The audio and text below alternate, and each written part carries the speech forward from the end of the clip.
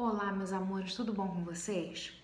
Hoje nós vamos fazer a correção dos exercícios do livro, do módulo 9 e 10 sobre Revolução Francesa. Então, são as páginas 12 e 13 e as páginas 20 e 21. Então, vamos lá.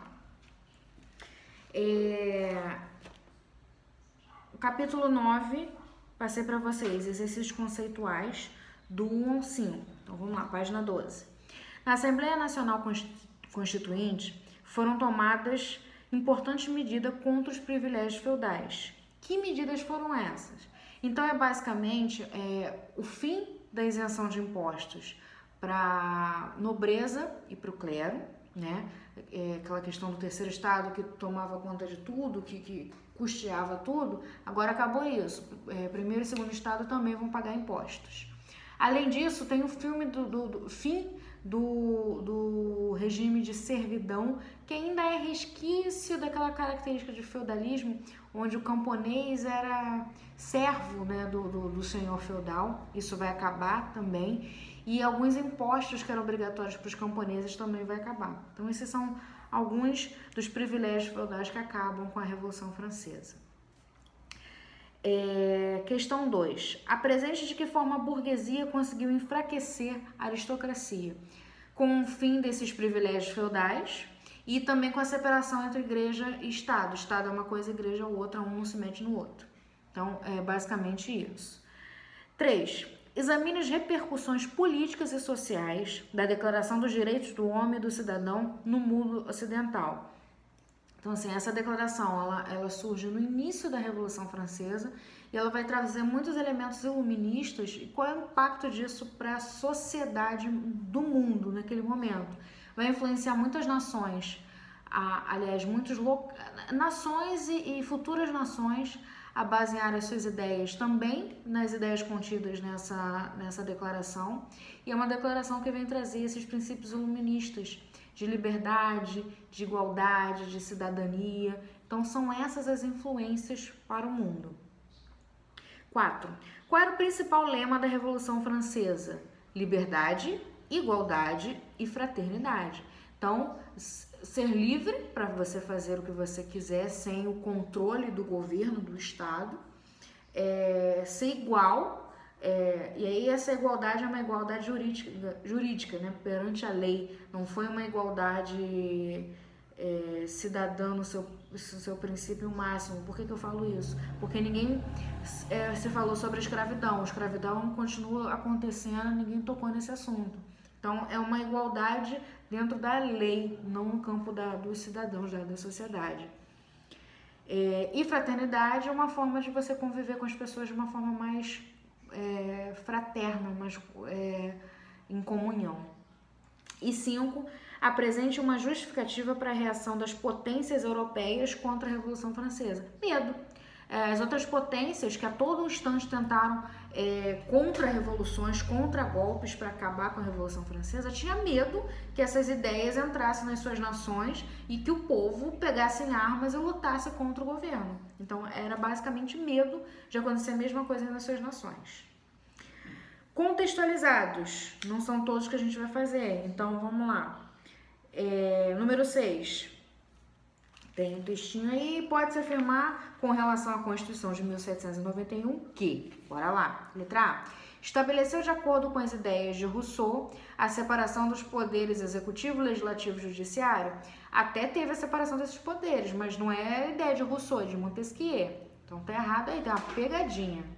B. Atendendo aos anseios gerais da população francesa, estabeleceu a forma republicana de governo. Não, república só foi no período do governo dos jacobinos, da convenção. Então, nesse primeiro momento, ainda era uma monarquia. Então, a B está errada. C.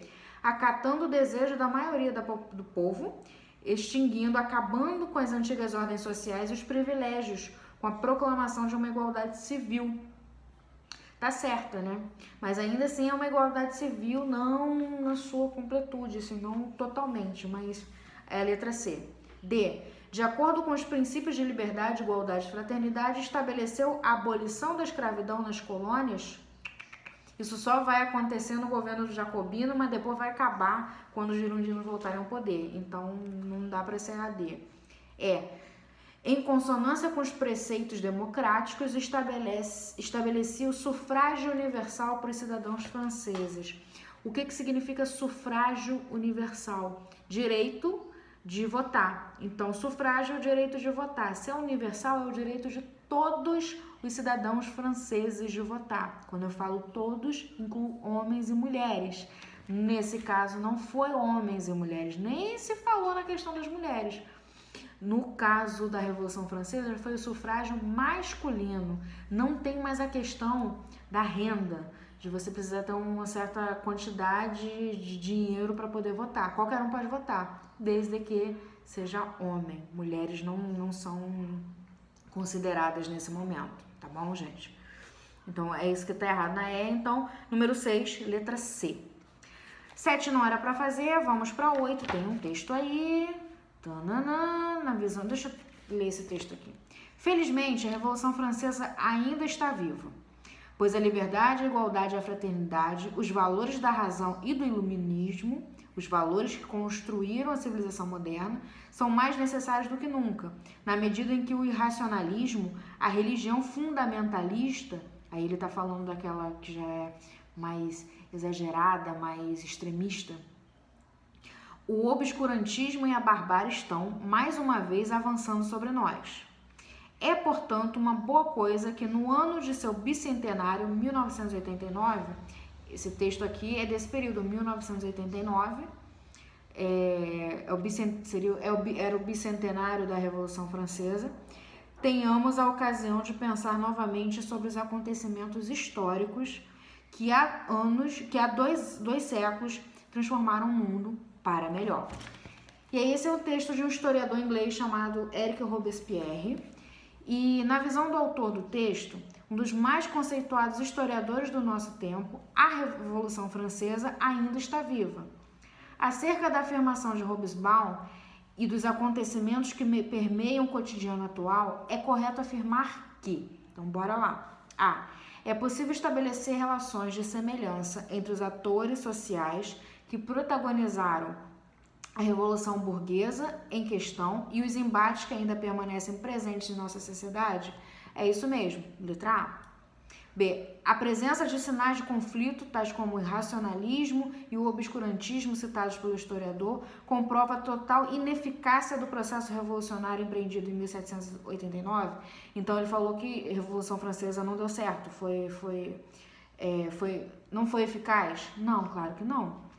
C. Se percebe nos dias atuais que os entraves feudais, os quais foram os grandes causadores da Revolução Francesa, permanecem como uma constante na realidade de toda a Europa Ocidental? Não, ele não está falando que a gente ainda vive num feudalismo. E D. Como ainda existem na atualidade as mesmas classes sociais do período moderno, palco da Revolução Francesa. A história permanece a mesma, sem alterações que possam ser consideradas válidas? Claro que não. A Revolução Francesa foi uma grande alteração, mas hoje a gente ainda vive algumas coisas daquele contexto, mas não quer dizer que não houve mudança nenhuma. Então, resposta correta é a letra A.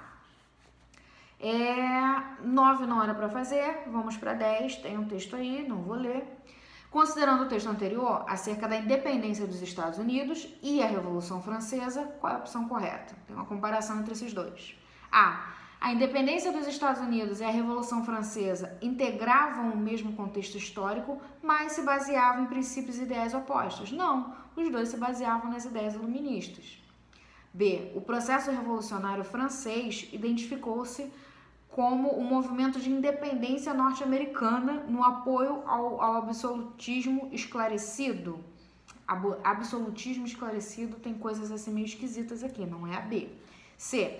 Tanto nos Estados Unidos quanto na França, as teses iluministas sustentavam a luta pelo reconhecimento dos direitos considerados essenciais à dignidade humana. É isso mesmo, letra C. D. Por ter sido pioneira, a Revolução Francesa exerceu forte influência nos desencadeamento da independência norte-americana? Não. Primeiro foi a norte-americana, 1776, e depois a francesa, 1789, 76, 89. Então, trocou aí. E Ao romper o pacto colonial, a Revolução Francesa abriu caminho para as independências das colônias ibéricas situadas na América. Não, o que abriu esses caminhos foi a Revolução Americana, tá? Então, 10 letra C. Aprofundamento não era para fazer, então a gente vai para a página 20. Vamos lá, para encerrar esse conteúdo. Exercícios conceituais. Número 1. Aponte, explique 3 realizações do governo dos jacobinos. Então, os jacobinos são os mais radicais, dominados pela burguesia mais radical, né? E a mais pobre, vamos assim dizer. Então, o que ele fez? Congelamento dos salários e dos preços é uma medida. Segunda medida, a gente pode dizer que é o fim da escravidão nas colônias na América, e uma outra medida e uma outra grande realização são a questão da guilhotina, né, e das mortes, tá? Então a gente pode falar dessas 3.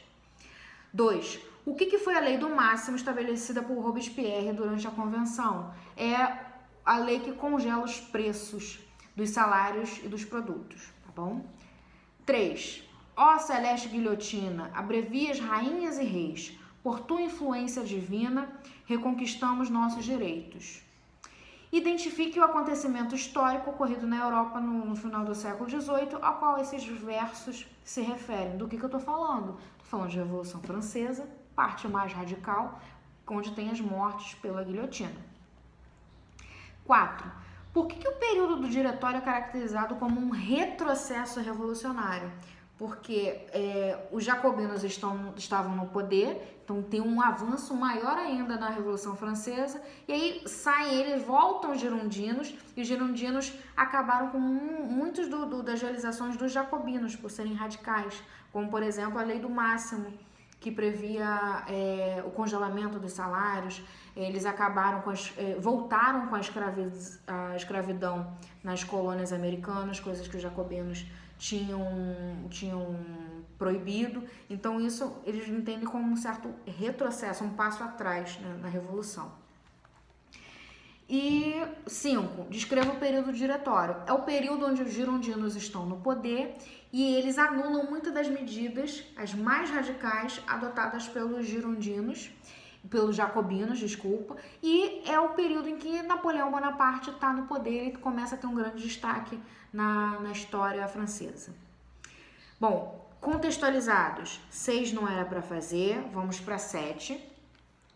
Tem aí um textinho de um diálogo entre Robespierre e os cidadãos. O drama, escrito em 1834-35, retrata um momento da Revolução Francesa em que os jacobinos estão no poder, tentando varrer da França os traidores da Revolução. Sobre esse período retratado, podemos afirmar que, estou falando do quê? Período de terror dos jacobinos. A. Permitiu o atendimento das demandas populares e preservou os privilégios do clero e da nobreza? A primeira até sim, mas preservar os privilégios não, então não é A. B. Garantiu a permanência da alta burguesia gironda e da nobreza em alianças pela defesa da Revolução? Não. C. Preservou os direitos feudais e garantiu os privilégios da nobreza? Também não. D. Conservou uma Constituição de feição liberal e defendeu o voto censitário, garantindo participação política da burguesia? Não tinha voto censitário, então não é a D, logo é a letra E. Foi o momento mais radical do processo revolucionário e teve ampla participação popular. 8 não era para fazer. 9. Do ponto de vista social, pode-se afirmar sobre a Revolução Francesa que teve resultados efêmeros, ou seja, eternos, pois foi iniciada, dirigida e apropriada por uma só classe social, a burguesia, única beneficiária da nova ordem? Não, porque ela não é a única, outros setores também vão se beneficiar. B. Fracassou, pois apesar do terror e da violência, não conseguiu impedir o retorno das forças sociopolíticas do antigo regime. Não fracassou. O antigo regime na França acaba com a Revolução Francesa. C. Nela coexistiram 3 revoluções sociais distintas. Uma revolução burguesa, uma camponesa e uma popular urbana, a dos sans-culottes. Tá correto, é isso mesmo.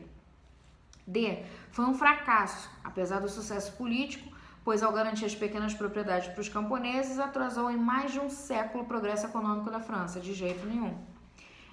Abortou, pois a nobreza, sendo uma classe coesa, tanto do ponto de vista da riqueza quanto do ponto de vista político, impediu que a burguesia concluísse. Não, né? Então, resposta da 9, letra C.